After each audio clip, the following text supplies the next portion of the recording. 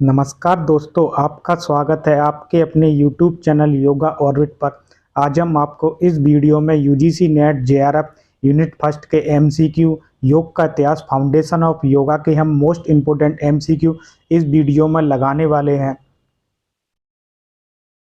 यदि आपने अभी तक हमारे YouTube चैनल को भी सब्सक्राइब नहीं किया है तो आप सबसे पहले हमारे YouTube चैनल योगा ऑर्बिट को सब्सक्राइब कर लें।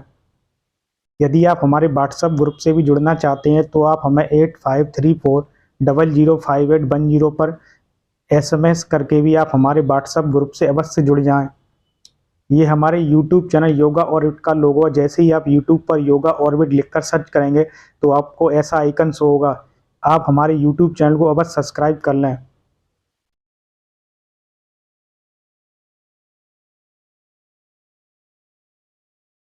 साथियों, आज का ये पहला प्रश्न है, अष्टांग मार्ग में किसे शामिल नहीं किया गया है?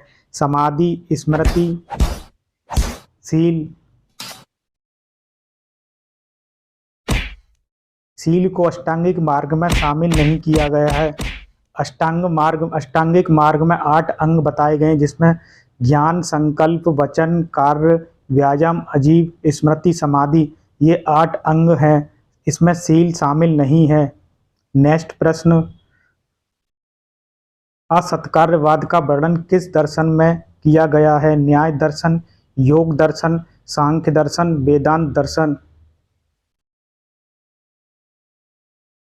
असत्कार्यवाद का वर्णन न्याय दर्शन में किया गया। योग दर्शन तथा सांख्य दर्शन में सत्कार्यवाद का वर्णन तथा वेदांत दर्शन, मीमांसा दर्शन में वितर्कवाद का दर्शन का वर्णन देखने को मिलता है।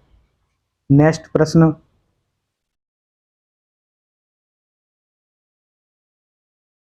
किस वेद में संगीत का वर्णन किया गया है? ऋग्वेद, सामवेद, अथर्ववेद, यजुर्वेद। संगीत का वर्णन सामवेद में देखने को मिलता है। अथर्ववेद में जादू टोना आदि का व्याख्या से वर्णन किया गया तथा यजुर्वेद में यज्ञों का विधि विधान के बारे में वर्णन मिलता है। ऋग्वेद में देवताओं की स्तुति, देवताओं का वर्णन आदि का वर्णन देखने को मिलता है। किस वेद में ध्यान योग का वर्णन मिलता है? ऋग्वेद, यजुर्वेद, सामवेद, अथर्ववेद। इसका सही आंसर सामवेद है। सामवेद में ध्यान योग का वर्णन मिलता है। ऋग्वेद में मंत्र योग का तथा यजुर्वेद में प्राण योग का वर्णन मिलता है। अथर्ववेद में किसी योग का वर्णन देखने को नहीं मिलता है। नेक्स्ट प्रश्न, शिक्षा त्रय का कौन सा अंग शामिल नहीं है? शिक्षा त्रय में कौन सा अंग शामिल, किस अंग को शामिल नहीं किया गया? शील, प्रज्ञा, समाधि, संस्कार। शिक्षा त्रय में शील, प्रज्ञा, समाधि इन तीनों का शामिल किया गया, संस्कार को शामिल नहीं किया गया है। नेक्स्ट प्रश्न, नवदा भक्ति में नहीं आता है? श्रवण, कीर्तन, गुरुचरण, वैराग्य। इसमें नवदा भक्ति में 9 प्रकार हैं जिसमें श्रवण, कीर्तन, गुरुचरण आते हैं तथा वैराग्य इसमें नहीं आता है। नेक्स्ट प्रश्न, पाणिनि के अनुसार योग शब्द की उत्पत्ति हुई है। युजुर योगे, युज समादो, युज संयमने, उपयुक्त सभी। इसका सही आंसर है उपयुक्त सभी। पाणिनि जी के अनुसार युजुर योगे, युज समादो, युज संयमने इन तीनों प्रकार के योग के अर्थ के बारे में बताया है। नेक्स्ट प्रश्न, शिव और शक्ति का मिलन योग है, यह किसके अनुसार योग की परिभाषा बताई गई है? पतंजलि, रांगे राघव, गोरखनाथ, महर्षि रमण। यह परिभाषा रांगे राघव के द्वारा यह परिभाषा बताई गई है। पुरुषार्थ चतुष्टय में शामिल नहीं किया गया। धर्म, अर्थ, काम, संस्कार। संस्कार को इसमें शामिल नहीं किया गया। धर्म, अर्थ, काम, मोक्ष या पुरुषार्थ चतुष्टय में शामिल किए गए हैं। वेद त्रयी में किस वेद को नहीं रखा गया है? ऋग्वेद, यजुर्वेद, सामवेद, अथर्ववेद। वेद त्रयी में ऋग्वेद, यजुर्वेद, सामवेद ये तीनों वेद आते हैं। अथर्ववेद को वेद त्रयी में शामिल नहीं किया गया, बाद में वेद चतुर्थ वेद जोड़ा गया। अथर्ववेद बाद में आता। 3 वेदों में ऋग्वेद, यजुर्वेद, सामवेद की गिनती होती है। वेद का कौन सा अंग नहीं है? शिक्षा, ज्योतिष, छंद, भक्ति।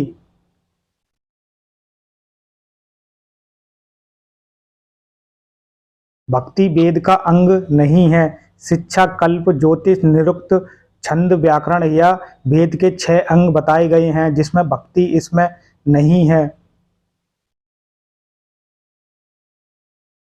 सांख्य दर्शन के प्रणेता है कपिल मुनि, वेद व्यास, पतंजलि, श्री कृष्ण।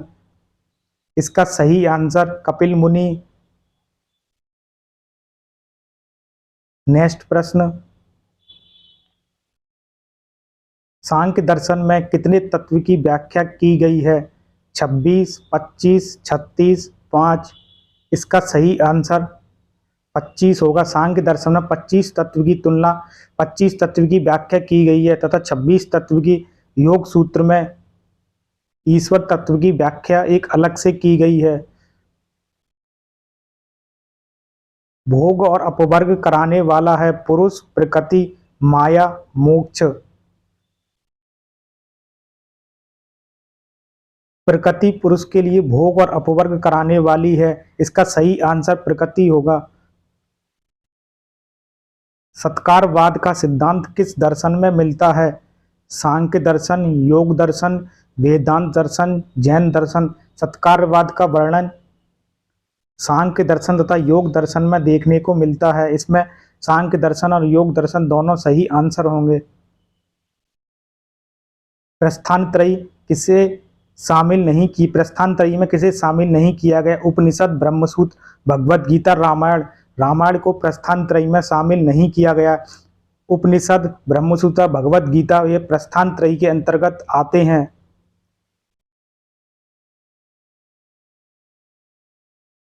शंकराचार्य अद्वैतवाद, रामानुजाचार्य विशिष्ट द्वैतवाद, माधवाचार्य द्वैतवाद, निम्नकारक बहुतत्ववाद। इसमें से कौन सा वाद का गलत मिलान दिया गया है?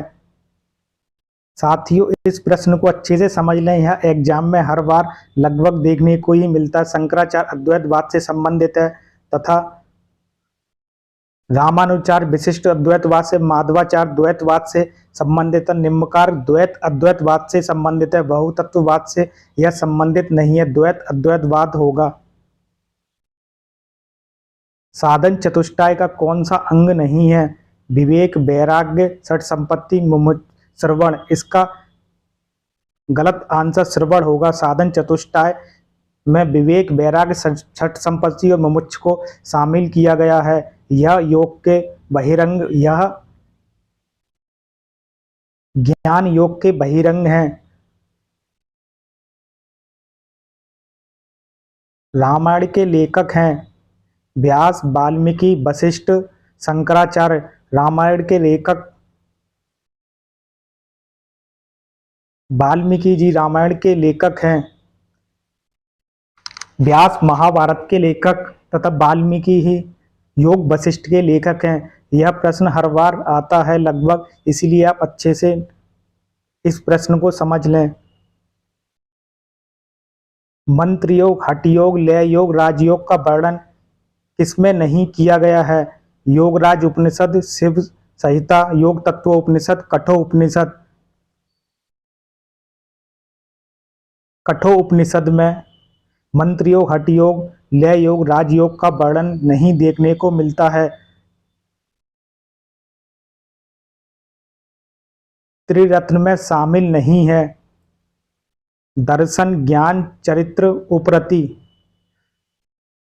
उपरति को त्रिरत्न में शामिल नहीं किया गया है। यह तीनों त्रिरत्न में शामिल हैं। आर्य सत्य में किसको शामिल नहीं किया गया? दुख, दुख समुदाय, दुख निरोध, दुख को सहना। आर्य सत्य में दुख, दुख समुदाय, दुख निरोध, दुख का कारण। यह 4 आर्य सत्य बताए गए हैं जिसमें दुख को सहना या इसमें शामिल नहीं किया गया है। स्वामी विवेकानंद जी ने किस गुरु ने दीक्षा दी थी? परमहंस शिवानंद, महर्षि रमण, स्वामी विवेकानंद। रामकृष्ण परमहंस जी स्वामी विवेकानंद जी के गुरु हैं। उन्होंने ही स्वामी विवेकानंद जी को गुरु दीक्षा दी थी।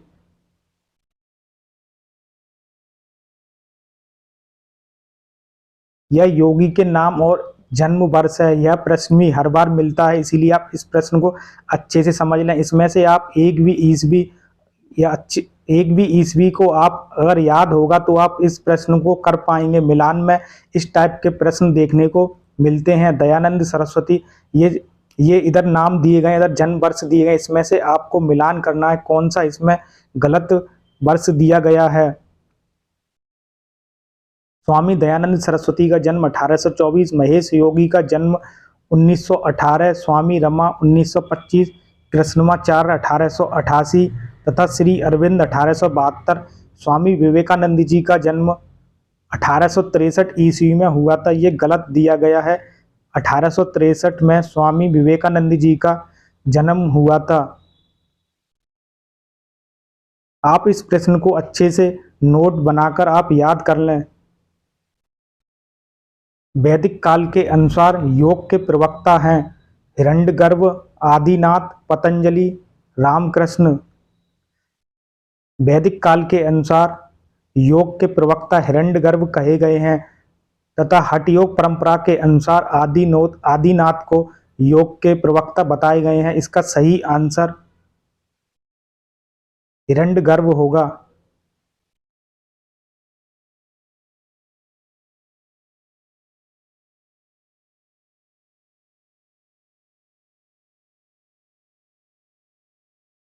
आज हमने most important MCQ unit first के लगाए हैं।